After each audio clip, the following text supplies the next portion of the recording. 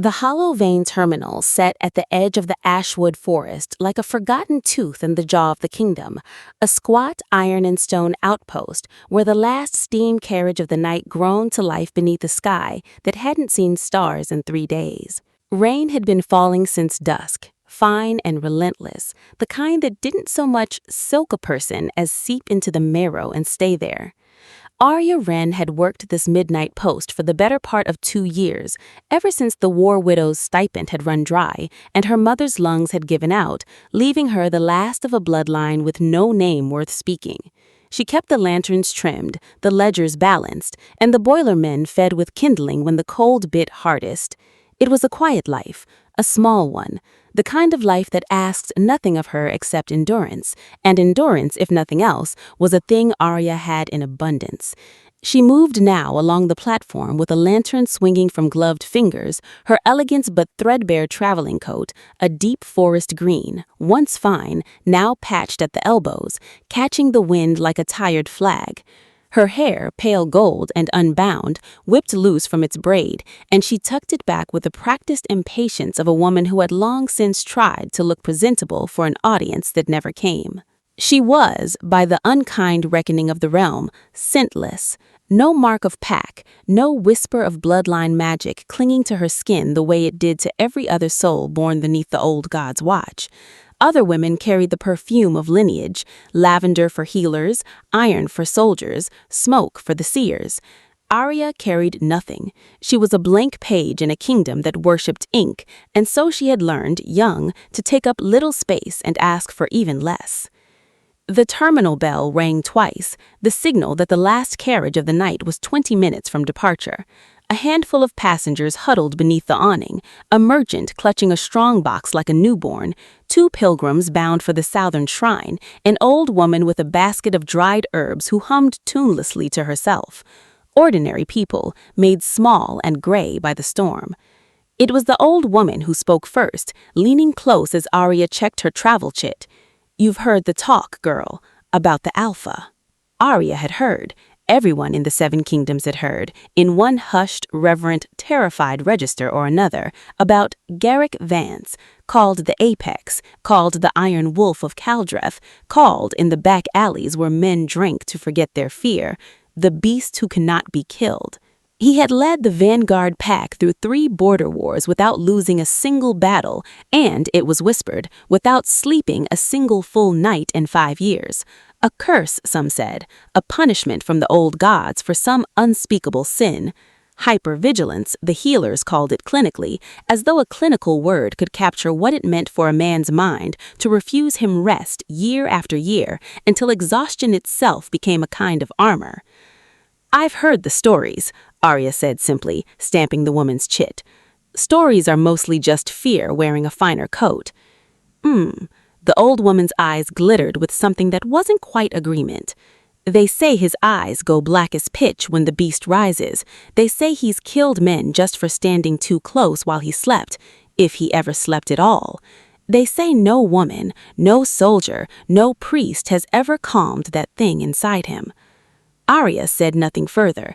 She had no scent for the curse magic to recognize, no bloodline to draw the Alpha's notice, and so the gossip of warlords and beasts had always felt like weather happening to other people, loud, dramatic, and entirely beside the point of her own small, gray existence.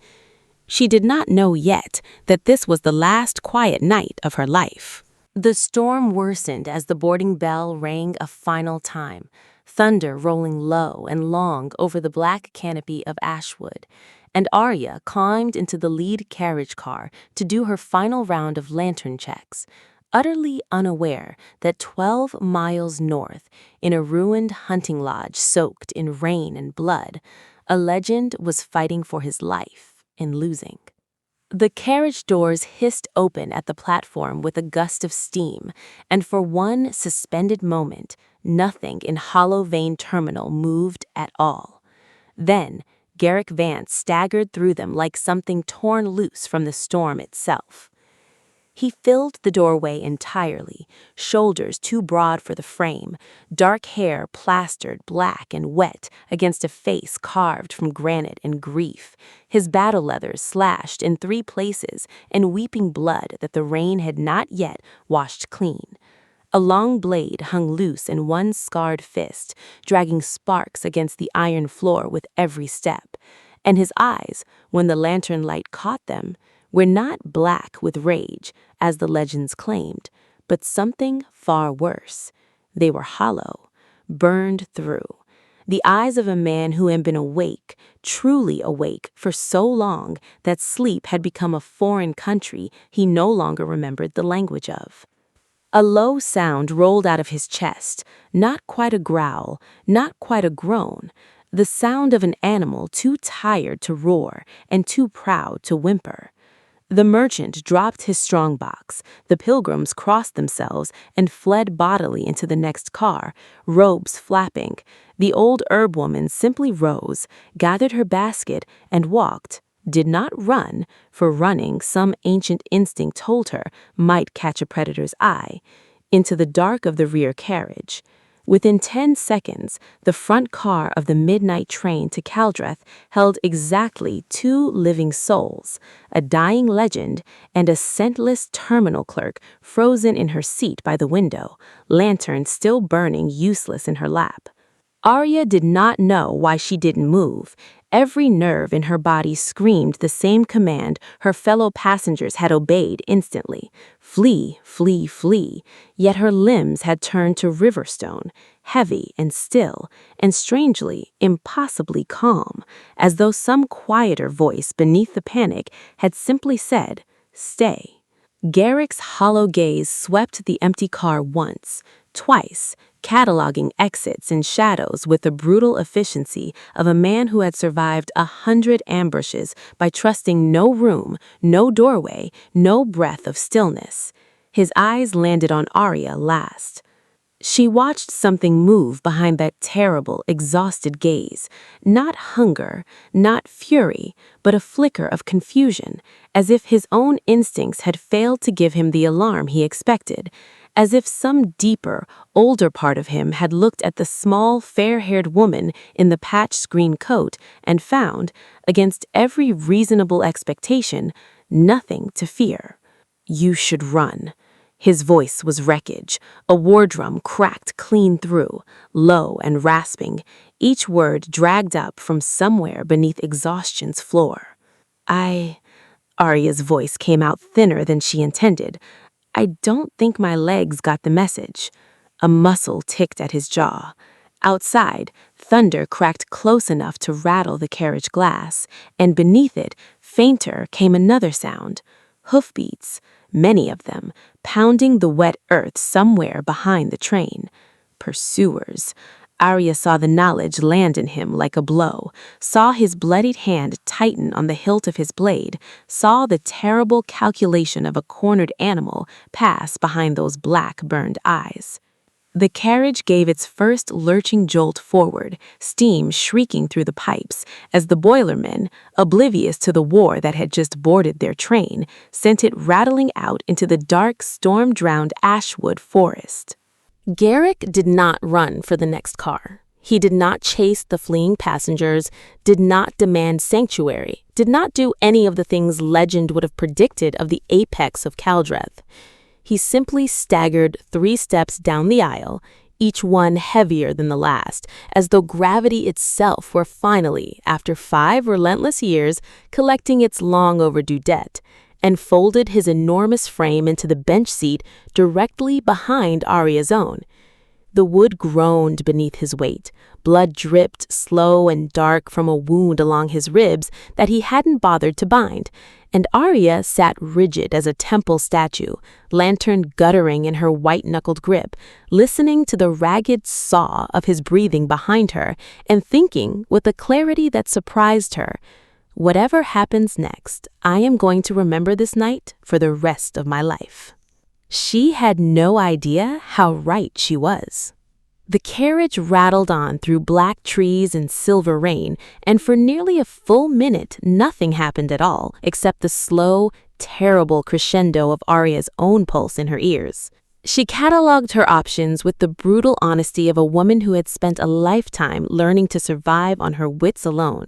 She could not outrun him. No one outran the apex of Caldreth, wounded or not. She could not fight him.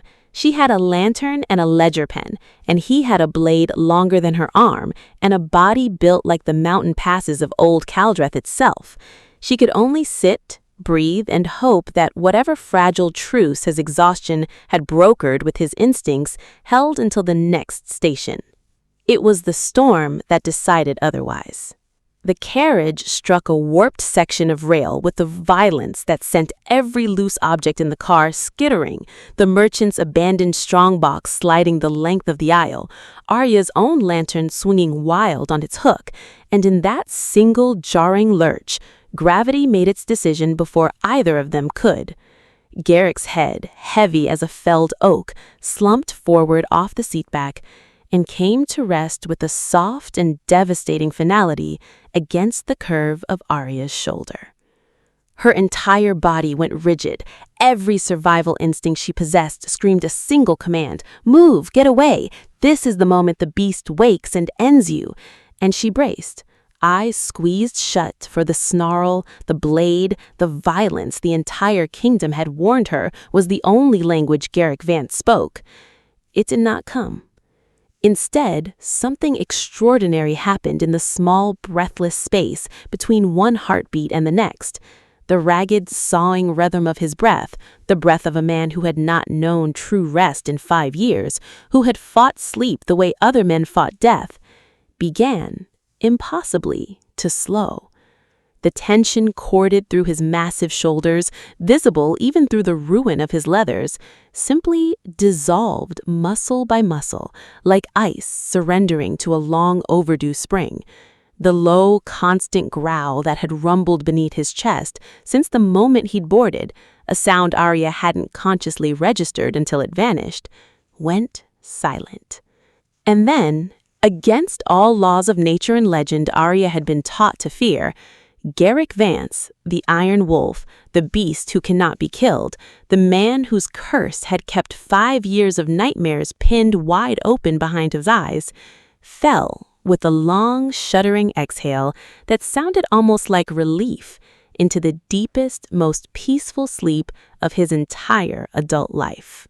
Aria sat frozen beneath the weight of him, lantern light flickering gold across the rain-streaked window, and felt her own heart doing something strange and unfamiliar in her chest. Not the wild gallop of fear, but something slower, warmer, achingly tender.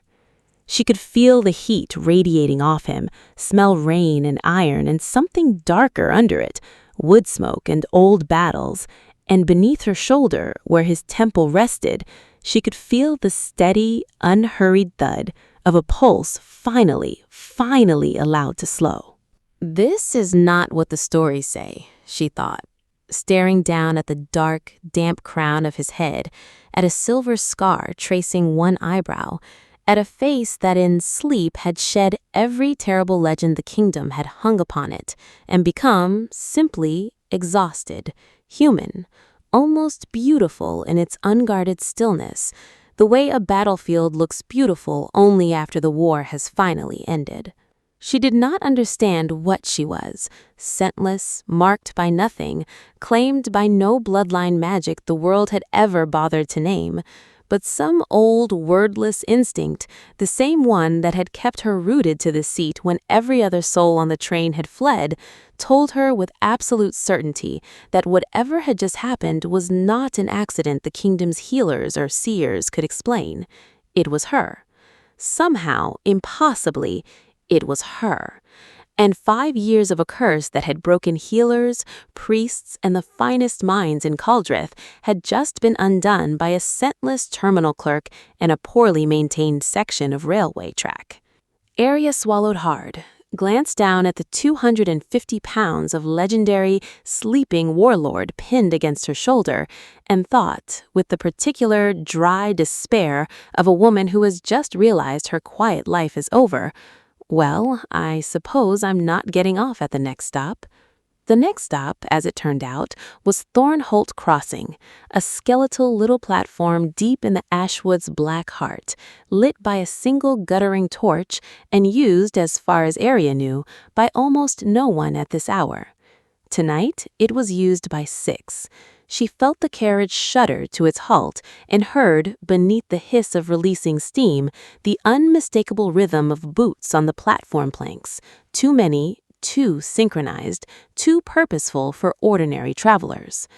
Through the rain-blurred window, she caught the silhouettes, dark cloaks, the dull gleam of drawn steel beneath them, the particular coiled tension of men who hunted for a living and had not yet found their prey. Rogue assassins. The realization landed in her stomach like a stone dropped down a well. Her mind raced through the geometry of disaster. Garrick remained slumped against her shoulder, utterly unconscious, breathing slow and deep and dangerously loud in the sudden quiet of the stalled carriage. The first real sleep of 5 cursed years, and it could not have chosen a more catastrophic moment to arrive. If he woke now, startled, disoriented, his instincts would do exactly what 5 years of trauma had trained them to do: explode into violence first and ask questions never. He would likely kill every soul aboard, the assassins, the boilermen, possibly Aria herself, before his conscious mind caught up to his body. And if he did not wake, if he simply slept on, vulnerable as a felled tree while 6 armed killers swept the cars, searching for the apex of Caldrith, he would die without ever lifting his blade. Either path ended in blood. Aria had perhaps 90 seconds to invent a third. She moved with a slowness that cost her every ounce of nerve she possessed, easing her shoulder a careful inch at a time until Garrick's head settled instead against the high, padded wing of the seatback, his face turned toward the window and away from the aisle. She slid her own folded traveling coat, damp, green, smelling faintly of rain and lantern oil, up to drape across the breadth of his shoulders and the lower half of his face, transforming, with the small, desperate artistry of a woman improvising for her life, a sleeping legend into the unremarkable shape of a weary traveler huddled against the cold. The first assassin entered the car as she finished, and Aria turned to the rain-streaked window with her ledger book open on her knee, pen moving in slow, deliberate circles across a page of meaningless numbers, the very picture of a bored night clerk writing out a dull shift. Her heart was a war drum. She did not let it show on her face. "Evening," she said before the assassin could speak, a gambit, pure and desperate, to control the moment before he could. Her voice came out steadier than she had any right to expect. "Terminal clerk, mind the rail, the platform boards are slick as river ice tonight." The man, lean, scar-lipped, eyes the flat, colorless gray of a winter pond, did not answer her pleasantry. His gaze swept the car with professional thoroughness, the abandoned strong box in the aisle, the empty benches, the 2 travelers by the window, a slight blonde woman bent over a ledger, and beside her a slumped, coat-draped shape that might have been any exhausted farmhand riding the last train home. "You've seen a man come through here?" the assassin asked, big, dark-haired, bleeding. Aria let herself frown, the perfect picture of mild, unbothered confusion. "Bleeding men don't usually ride the midnight rail without paying first," she said, glancing pointedly at her ledger as though consulting it. "I'd remember a fare dispute like that." Behind the assassin, a second man leaned through the connecting door, water dripping from his cloak onto the iron floor. "Anything?" "Empty car, some sleeping farmer and a clerk." The scar-lipped man's eyes lingered a half-second too long on the coat-draped shape beside Aria, and her pulse spiked so violently she feared he'd hear it over the rain. "Don't look! Please, gods, don't look closer!" He looked closer. Aria did the only thing left to her. She let her pen slip from her fingers, clattering loud on the iron floor, and bent to retrieve it with a small, flustered apology, the motion drawing his eye back to her instead of the shape beside her. "Forgive me, long shift. If you're hunting fare jumpers, the rear car is full of pilgrims who looked nervous enough to be hiding something." It was a thin lie, offered with the desperate brightness of a woman with nothing else to offer, but it worked, precisely because it cost the assassin nothing to test it. He grunted, jerked his chin to his companion, and the two of them moved on toward the rear of the train, boots ringing hollow on the iron floor, leaving behind only the smell of wet wool and the afterimage of cold gray eyes. Aria did not breathe again until the connecting door clanged shut behind them. Beside her, beneath the damp folds of her coat, Garrick Vance slept on, utterly unaware that a scentless terminal clerk had just lied to 6 trained killers to keep his unconscious body alive, and that somewhere in the dark architecture of his exhausted mind, for the first time in 5 long years, no nightmare had come to claim him. Aria pressed a trembling hand flat against her own chest, willing her heart to slow the way his had slowed against her shoulder not 20 minutes before, and thought, with a kind of dazed and rising wonder beneath the terror, I have just risked my life for a man I have never spoken 10 words to, and I would do it again. She did not yet understand why. She only knew, with the same wordless certainty that had kept her rooted in her seat when the carriage first filled with his terrible aura, that she could not have done otherwise, that some thread, ancient and unnamed, had already been drawn taut between them, and there was no cutting it now. The carriage lurched, steam screaming, and rolled on into the rain-drowned dark towards Caldreth, carrying its strange and fragile cargo, a sleeping monster, and the scentless woman who had just become, without ever choosing it, the only shield standing between him and the blade. The storm broke somewhere past the 3rd hour, the way storms in Ashwood always eventually did, not gently, but all at once. Rain giving way to a thin gray light that crept up through the black lattice of branches like something ashamed to be seen. The carriage rattled on through the gradual graying of the world, and Aria sat in the strange suspended peace of the aftermath, watching dawn arrive 1 reluctant inch at a time across the fogged glass. She had not slept. She had not dared. For 3 hours she had kept vigil, half terminal clerk, half unwilling sentinel, monitoring the rhythm of Garrick's breathing, the way she once monitored boiler pressure gauges, alert to any change that might herald waking, or worse. Twice more the assassins had swept back through the car, and twice more she had offered some small, unremarkable lie to send them elsewhere, each one costing her a little more of the calm she'd been rationing since Thornholt Crossing. By the 4th hour, when the lean, gray-eyed leader finally signaled his men to abandon the search and disembark at a lonely way station to await some other report, Aria had nothing left but a hollow, trembling exhaustion and the steady, miraculous weight of a sleeping legend still resting against the seatback beside her. She watched him in the strengthening light with an attention she hadn't given herself permission to indulge until now. Stripped of menace, scrubbed by sleep of every terrible legend the kingdom had layered onto him, Garrick Vance was, simply, a man. Broad-jawed, dark-bearded, a thin white scar tracing one temple into his hairline, lashes long and dark against skin gone pale with old exhaustion. The wound along his ribs had finally stopped its slow weeping. Whatever ancient warrior's vitality ran in his blood had begun, even in sleep, to mend it. His hand, the one that had gripped his blade with white-knuckled readiness for violence at the start of the journey, now lay open and unguarded on his knee, palm up, fingers loosely curled, as defenseless as a child's. 5 years, Aria thought, throat tight with an emotion she had no name for. 5 years of nightmares, and tonight he simply rested because of me. She did not know what she was. She had spent a lifetime being told, in the small, cruel ways the world reserves for those it deems unremarkable, that she was nothing, scentless, unmagicked, a blank page in a kingdom of illuminated manuscripts. And yet here, in the gray hush of a dawn-lit carriage, that same unremarkable nothing had succeeded where the finest healers and seers of Caldreth had failed. She had given the beast who cannot be killed the one thing legend insisted he could never have: peace. He woke as the first true shaft of sunlight broke through the canopy and struck the carriage window, Not with the violent, blade-first thrashing Aria had braced herself for through every long hour of the night, but slowly, almost gently, the way a man surfaces from water rather than being dragged from it. His breathing changed first, then his shoulders shifted, then his eyes opened.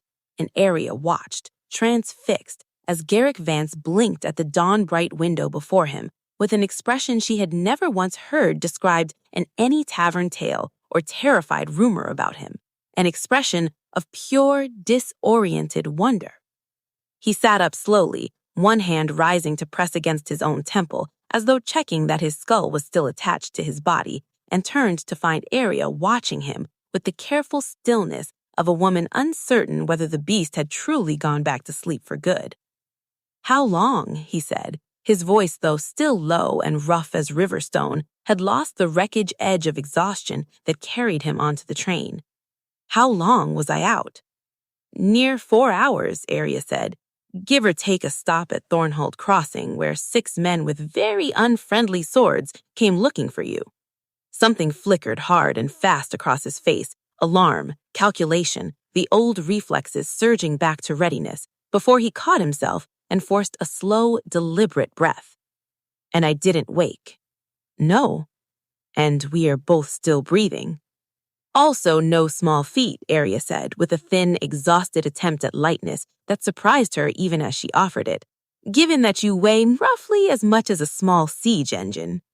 The corner of his mouth twitched, not quite a smile, but its distant cousin, a thing so unfamiliar on that hard, scarred face that Aria suspected it had not made an appearance there in as long as the sleep had been absent.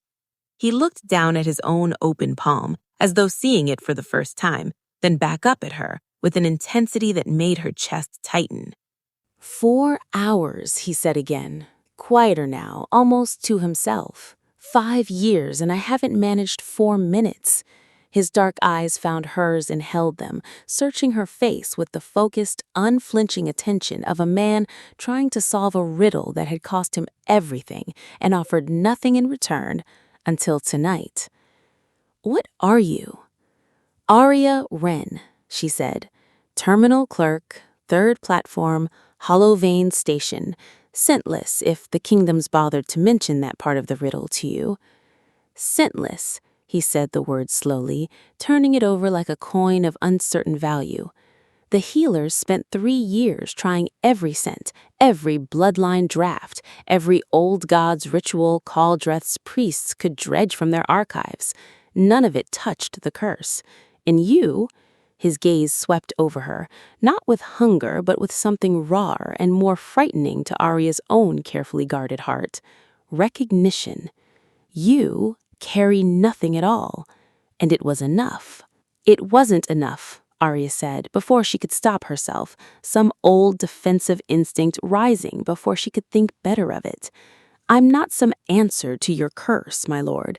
I'm a tired woman who happened to be sitting in the wrong seat when the rail jolted." Perhaps, Garrick's gaze did not waver, or perhaps the rail jolted exactly right. Outside, the forest was thinning, the ash-wood tangle giving way at last to the pale gold fields that ringed Caldreth's outer wards, and somewhere ahead, the iron towers of the capital pierced the breaking clouds like the spears of some vast sleeping army finally stirring to wake. The carriage rattled on through the new morning, and between the two of them stretched a silence that was not awkward so much as enormous. The silence of 2 people who had just discovered, by pure and reckless accident, that the architecture of both their lives had irrevocably changed. "They'll have to know," Aria said, quieter. "Whoever sent those men to Thornholt, whoever wants you dead badly enough to ambush you in a storm, if word spreads that you slept, truly slept, because of a scentless clerk from a forgotten platform, that makes me a target too, doesn't it?" It was not really a question, and Garrick did not pretend otherwise. "Yes," he said, with the same brutal honesty that had made him both feared and trusted across 3 border wars. "It does." "Then I suppose," Aria said, surprising herself with the steadiness of her own voice, You'd better tell me exactly what kind of war I just accidentally enlisted in. For the first time since the carriage doors had hissed open onto a dying storm and a legend bleeding into the night, Garrick Vance looked at the woman beside him not as a curiosity to be studied, nor a mystery to be solved, but something far more dangerous to a man who'd spent 5 years convinced he was beyond saving. An ally, a possibility. Perhaps, though neither of them dared speak the word yet in the fragile gray light of that dawn-bound carriage, something more. The vanguard pack has been hunted by its own council for the better part of a year, men who think a leader who cannot sleep is a leader who cannot be trusted to lead, men who would very much like the curse to kill me quietly so they need not risk a blade doing it loudly. His jaw tightened. Tonight, for reasons neither of us yet understand, you broke that curse for 4 hours. If the council learns that a fix exists and that it sleeps in the seat beside their target, they will not ask politely for your help, Aria Wren. They will take it, or take you. The weight of that landed in Aria's chest like a stone dropped into still water, ripples spreading out towards every quiet corner of the small, careful life she had built for herself at Hollow Vein. There would be no returning to her lanterns and ledgers now, no more anonymous midnight shifts, watching trains rattle past a world that had never once asked her name. Whatever strange, unnamed magic lived in her unmarked skin had just made her indispensable to the most powerful and most hunted man in the kingdom. She thought of the old herb woman's whispered warnings on the platform less than a single night ago, and found herself almost laughing at how thoroughly the world had failed to predict its own unfolding. They said no one could calm the beast. They never once imagined it might be the girl with no scent at all. "Then I suppose," Aria said, lifting her chin with a courage she did not entirely feel, but had decided in that moment to claim anyway, "we'd better find out what I am before they do." Garrick studied her for a long moment, really studied her, the way a man studies a horizon he has only just realized he intends to walk toward, and then, slowly, he extended his open palm across the narrow space between their seats. Not a command, not the gesture of an alpha claiming what was owed him, an offering, a question asked in the oldest and simplest language either of them possessed. Aria looked at that broad, scarred hand for the length of one held breath, and then placed her own smaller one within it. The moment their palms met, she felt it again, that same wordless, gravity-deep calm that had pulled her into her seat hours before and refused to let her flee, now blooming warm and steady up through her wrist, her arm, her chest, as though some ancient lock long sealed inside her own heart had finally, quietly, turned over. Beyond the rain-streaked glass, the iron towers of Caldrith rose gold and gleaming into the cleared morning sky, and the last carriage of the midnight rail rattled on toward a city that did not yet know its deadliest monster had been tamed, not by chains, not by curses broken in blood, but by accident, by storm, and by the steady, unassuming courage of a woman the world had insisted all her life was nothing at all. She was not nothing. She had never been nothing. And now, as the carriage slowed at last toward the gates of a kingdom on the edge of war, Garrick Vance, the Iron Wolf, the apex, the beast who cannot be killed, held tight to the one hand that had ever given him peace, and understood, with the dawning, irreversible clarity of a man finally waking from a 5-year nightmare, that whatever came next, council plots, hunted packs, a kingdom teetering toward its own undoing, he would face none of it without her again. The storm had broken, the night was done, and somewhere beneath the gold light spilling over Caldrith's waking towers, a legend and a scentless clerk rode on together into whatever the new day intended to make of them, no longer strangers thrown together by accident, but two halves of a single, unlikely truth neither the kingdom's healers nor its priests had ever thought to search for. That sometimes the fiercest beast is tamed not by strength, nor magic, nor blood, but simply by being, at long last, seen.